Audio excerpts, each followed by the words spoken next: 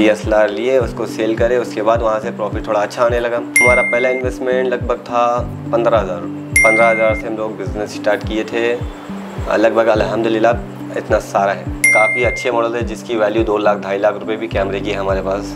OLX से हम लोग परचेज़ किए थे कैमरे, कुछ लगभग 10 लाख रुपए के, और वो सारे चोरी के निकले थे। क्योंकि हम लोग जहाँ रहते थे वहाँ एक पूर हाउस था, मतलब कि एक फंडिंग हाउस, जहाँ पे गरीबों को रहने के लिए मतलब होते ना कि सपोर्ट किया जाता कि कोई पसंद आए थे, रिश्ते के लिए पूछे थे, तो वहाँ पे ऐसा भी हुआ था कि पैसों के लिए ना भी बोलिए थे मेरे को। अब अपन किसी को पसंद करेंगे, अगर आगे वाले के दिल में ऐसा कुछ है ही नहीं, बस वो अपने लिए टाइम पास समझ कर रहा है, तो जाहिर सी बात है जैसा समझ आ गया आगे वाला टाइम पास कर रहा है। यूँ से निकल गया मैं बाहर। लगभग टाइम लगा था 1-2 साल, लेकिन अल्हम्दुलिल्लाह निकल गया वहाँ से।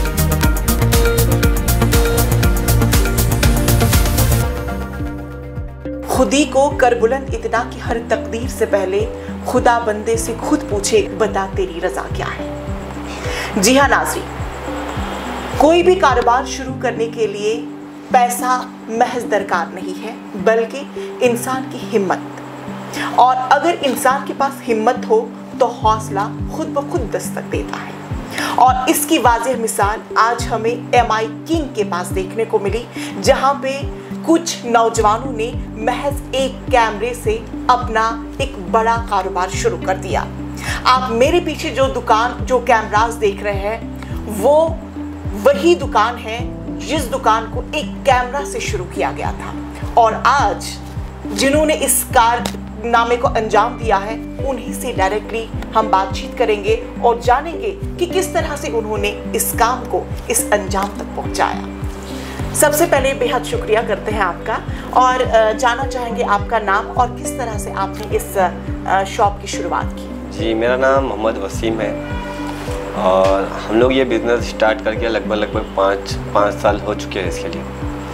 और जब हम लोग स्टार्ट करे थे, इससे पहले हमारा कुछ और ही बिज़नेस था, कैमरे का बिज़नेस नहीं था हमारा। बेसिकली हम लोग मोबाइल्स होते हैं ना, वो मोबाइल्स को रीसेल करते थे जी। सेकेंड हैंड लियो, सेकेंड हैंड में ऐसे ही सेल करते थे। लेकिन जहाँ पर हम लोग स्टे करते थे वहाँ शायद बिज़नेस की एक प्रॉपर प्लेस भी नहीं थी हमारे पास, तो हम लोग रोड पर ही बिज़नेस करते थे, घर के सामने ही। और शायद उसमें अच्छा ही प्रॉफिट हो रहा था, लेकिन हमको कुछ ऐसा लगा कि उससे कुछ बेटर करना चाहिए। तो हम लोग का थोड़ा सा एक क्रेज़ था कि एक DSLR ले और उसको यूज़ करें।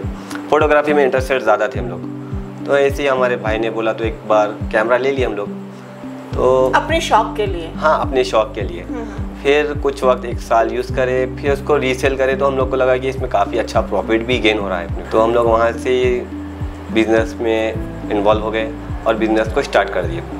लगभग 1-2 ईयर्स तो ऐसे ही नॉर्मली चल रहा था। मंथली 1, 2, 3, 4 कैमरास लो सेल करो। फिर अल्लाह का ऐसा करम हुआ कि बिज़नेस ऑटोमेटिकली इतना बड़ा हो गया, पता भी नहीं चला। यानी आपने एक कैमरा अपने लिए खरीदा, उसके बाद से आपने उसको सेल आउट किया, और उसके बाद से जब आपका प्रॉफिट ज़्यादा आने लगा तो आपने सोचा कि हम यही कारोबार, हाँ, यही बिज़नेस करें, ताकि हम लोग को भी लगे कि हाँ ये बेटर है। और फिर हम लोग इसी में ही पर्सनली इसको ही बिज़नेस बना दिया। अपना शौक भी पूरा कर दिया और अपना बिज़नेस भी इसी में ही कर दिया। तो ये बताएं कि जो आपकी पहली इन्वेस्टमेंट थी इस बिज़नेस को लेकर, तो वो उस टाइम पे आपने कितना इन्वेस्ट किया? हाँ, हम लोग तो बिज़नेस जब स्टार्ट करें, मेरी कॉलेज लाइफ से अगर मैं बात बताऊँ तो हमारे पास कोई इन्वेस्टमेंट नहीं था। हम लोग कॉलेज लाइफ करते करते कुछ काम करना चाह रहे थे, तो मेरे पास लगभग 4,000 थे। तो मैं मेरे भाई मिलकर, तीनों मिलकर एक छोटा सा मोबाइल परचेज़ करे थे। मोबाइल परचेज़ करके यूज़ करके उसको भी सेल लॉट करे थे, तो शायद उसमें हम लोग को 1,500 सा प्रॉफिट हो रहा था, ताकि हमारे कॉलेज के जो है मतलब अखराजात निकल जा रहे थे, छोटे मोटे खर्चे। हाँ, नहीं तो पापा बोल रहे थे नहीं कुछ जॉब वगैरह कर लो, अभी बड़े हो गए ना आप लोग, तो वो हिसाब से था। तो फिर उसके बाद 2-3 ईयर्स मोबाइल में ही हम लोग करे, लगभग अराउंड 50,000 के आसपास हमारा बिज़नेस मोबाइल्स में चल रहा था। और लेकिन उसमें उतना प्रॉफिट नहीं हो रहा था कि घर के खर्चे भी निकलो, कॉलेज का निकलो, फिर सेविंग भी हो, और उम्र भी माशाल्लाह से 22-23 थी। फिर हम लोग सोचे कुछ एक्स्ट्रा ऑर्डिनरी करना चाहिए बोल के, तो हम लोग कार का भी स्टार्ट करे थे। फिर कार में उतना समझ नहीं है, उसमें भी प्रॉफिट था लेकिन उतना नहीं समझ में आया। तो फिर हम लोग DSLR को समझे कि यही बेहतर है। DSLR लिए, उसको सेल करे, उसके बाद वहाँ से प्रॉफिट थोड़ा अच्छा आने लगा। तो हमारा पहला इन्वेस्टमेंट लगभग था 15,000 रुपये। 15,000? जी हाँ, 15,000 से हम लोग बिज़नेस स्टार्ट किए थे। लगभग अल्हम्दुलिल्लाह इतना सारा है। अभी अगर हम बात करें कि आपने 15,000 से शुरू किया, तो अभी आप किस लेवल पे हैं? इतना कि अल्हम्दुलिल्लाह देखिए 8-10 गाड़ियाँ भी हैं हमारे पास, अच्छी बड़ी लग्जरी गाड़ी भी है, अच्छी गाड़ी पे ज़मीन भी है, घर भी बनवा रहे हैं अल्हम्दुलिल्लाह, स्टोर भी, और काफ़ी चीज़ अल्हम्दुलिल्लाह हमारी लाइफ में अचीव कर ली हम लोग। तो इस दौरान आपको कैसे कैसे चैलेंजेस का सामना करना पड़ा? काफ़ी लगभग इन 2021 में हम लोग का एक बहुत बड़ा स्कैम भी हो गया था। OLX से हम लोग परचेज़ किए थे कैमरे, कुछ लगभग 10 लाख रुपए के, और वो सारे चोरी के निकले थे। तो हम लोग जितने सारे कैमरे थे सारे के सारे हैंड ओवर करना पड़ा था पुलिस के हवाले। तो वो बहुत बड़ा एक चैलेंज था लाइफ का हमारे लिए। फिर उसके बाद भी अल्लाह ने कुछ नया स्टेप दिया, कुछ नया एक रास्ता दिखाया, तो हम लोग आगे निकल गए। जी हाँ। तो मतलब ऐसी सिचुएशन में आपने बताया कि हमने कुछ स्कैम भी हमें मतलब वहाँ पे हमें देखने को मिला। इसके बाद आपको काफ़ी ज़्यादा जाहिर है कि एक एम्बैरस भी फील होता है, कहीं ना कहीं इंसान जो एनकरेजिंग वाला मूवमेंट होता है डिस्करेज हो जाता है। तो ऐसे में आपके लिए कौन सा सपोर्ट बना, और घर वालों का उस टाइम पे किस तरह का आपके साथ वो एक रिएक्शन देखने को मिला? घर में तो ऐसा कुछ नहीं था, घर वाले बोले मसला नहीं है, जान सलामत और सब सलामत, अभी तुम लोग यहाँ पे है, छोटा फेस करो, बड़े बड़े लाइफ में चैलेंजेस आएंगे, वहाँ पर भी फेस करना ही होगा आपको। तो ईजिली हम लोग उसको फेस कर गए, ईजिली फेस कर गए। कुछ 3 मंथ 7 मंथ कुछ स्ट्रगल करना पड़ा उसके लिए, फिर रिकवर कर लिया हम लोग। आप मुझे बता सकते हैं कि आपके शॉप में इस वक्त कौन कौन से मॉडल्स मौजूद हैं? जी अल्हम्दुलिल्लाह, अब तो इतने काफ़ी अच्छे मॉडल है जिसकी वैल्यू 2 लाख 2.5 लाख रुपए भी कैमरे की है हमारे पास, और बेसिक कैमरे भी हमारे पास 15,000 से स्टार्टिंग है, और 2,50,000 तक भी हमारे पास कैमरेस अवेलेबल है, काफ़ी मॉडल्स। अच्छा, ये बताया कि ये आपने कब डिसाइड कर लिया कि यही आपके लिए एक फ्यूचर प्लान ही बनेगा? क्योंकि ये हमारा वर्क नहीं है, हमारा एक प्रोफेशनल वर्क हो गया है। नॉर्मली अगर वर्क होता तो शायद हमारा माइंड डाइवर्ट हो जाता था, लेकिन हम लोग इसको प्रोफेशनल बना लिया हमारा, कि करना है तो करना यही है, इसके अलावा कुछ करना ही नहीं। हमारे 2 भाई भी मिलकर अल्हम्दुलिल्लाह तीनों मिलकर इसको इतना बिल्ड कर सके हम लोग। जी। तो उस दौरान ज़िंदगी में कुछ ऐसे मामलात भी पेश आए होंगे जिनको आपने दरकिनार किया होगा, कुछ इंस्पिरेशन आपकी लाइफ में जिसकी वजह से आप इतनी कामयाबी तक पहुंच चुके हैं? हाँ अल्हम्दुलिल्लाह, ऐसे तो काफ़ी है, न्यू स्टेप्स लाइफ के बहुत से ऐसे आए थे जिसकी वजह से इंस्पिरेशन बहुत मिला था हम लोग को। तो कोई स्टेप, कोई ऐसा वाक़या जिसको आप हमारे साथ शेयर करना चाहेंगे? जी, सबसे जो मैं पहले बोला वही था कि हमारे साथ जो स्कैम हुआ वही हमारा सबसे बड़ा इंस्पिरेशन था। क्योंकि जब हमारा स्कैम हो गया तो तब हमारे पास शायद ऑलमोस्ट कैमरेज ख़त्म हो गए थे, लगभग 30 कैमरे थे, उसमें 20 कैमरेज हम लोग वापस हैंड ओवर कर दिए थे, और रिटर्न में हमको पैसा भी नहीं मिला था। जो स्कैमर था उसको तो जेल कर दिए थे, और हमारा तो पैसा पूरा डूब गया था। तो वहाँ पे एक बहुत बड़ा चैलेंज था हमारे लिए। कोई ऐसा लाइफ में ऐसा कोई टर्निंग पॉइंट जहाँ पे आपको अंदाज़ा हुआ कि नहीं, अब मुझसे आगे नहीं हो सकता है, मैं अपनी लाइफ में इस चीज़ को आगे नहीं बढ़ा सकता हूँ, कोई ऐसा पॉइंट? अल्हम्दुलिल्लाह ऐसा अब तक तो फील नहीं हुआ।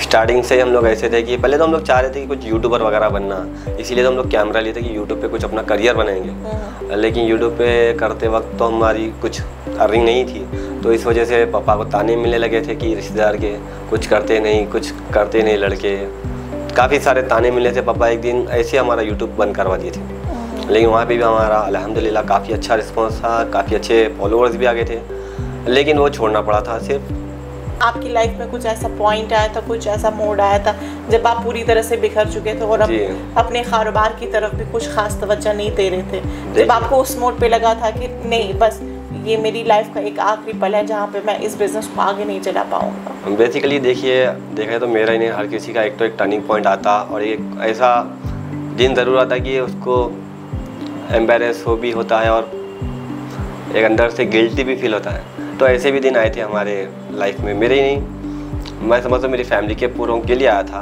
क्योंकि हम लोग जहाँ रहते थे वहाँ एक पूर हाउस था, मतलब कि एक फंडिंग हाउस, जहाँ पे गरीबों को रहने के लिए मतलब होते ना कि सपोर्ट किया जाता। तो हमारे मेमन में एक सपोर्ट के लिए एक हम लोग को फ्लैट मिला था।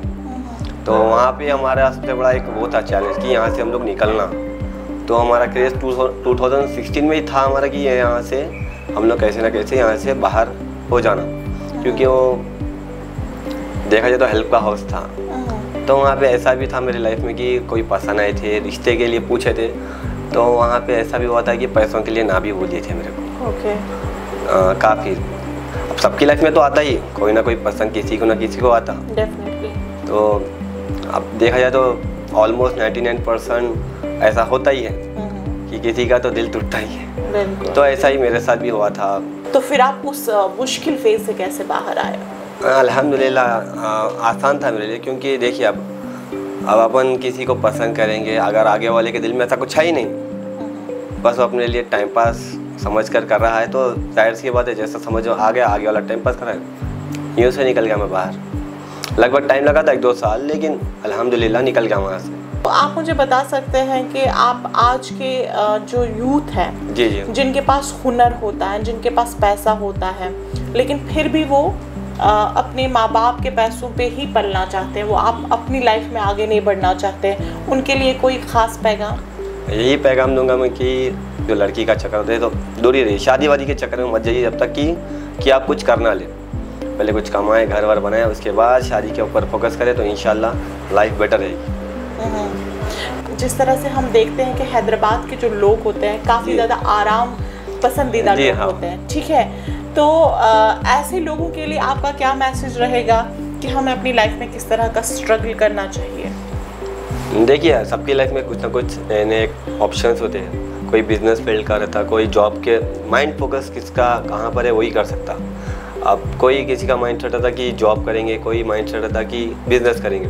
बिज़नेस करने के लिए काफ़ी यूथ अपने जो बच्चे हैं शर्माते कि छोटा बिज़नेस है, छोटे पैसे अमाउंट है, ऐसा कुछ नहीं है। आप 5,000 10,000 से भी बिज़नेस स्टार्ट कर सकते हैं, काफ़ी अल्हम्दुलिल्लाह अच्छा उसमें प्रॉफिट भी गेन कर सकते हो। तो बहुत बहुत शुक्रिया करना चाहेंगे आपका। जिस तरह से नाज़रीन आपने सुना कि इन्होंने कहा कि हमें बिज़नेस को स्टैंडर्ड लेवल पर लेने के लिए हमें लाखों की ज़रूरत नहीं है, बल्कि कुछ पैसे दरकार होते हैं और उसके बाद कामयाबी आपके कदमों के तले होती है। इन्होंने महज 4,000 रुपये से अपना बिज़नेस शुरू किया और आज अल्हम्दुलिल्लाह से इनका बिज़नेस जो है वो करोड़ों पे शामिल है। इन्होंने लास्ट में हमारे साथ यही पैगाम दिया कि इंसान कुछ पैसों से अपनी ज़रूरियात ज़िंदगी को शुरू कर सकता है और उसके बाद वो दूसरों के लिए भी एक मिसाल बन सकता है। आज के इस पॉडकास्ट में फिलहाल इतना ही, मुझे दीजिए इजाज़त, आदाब।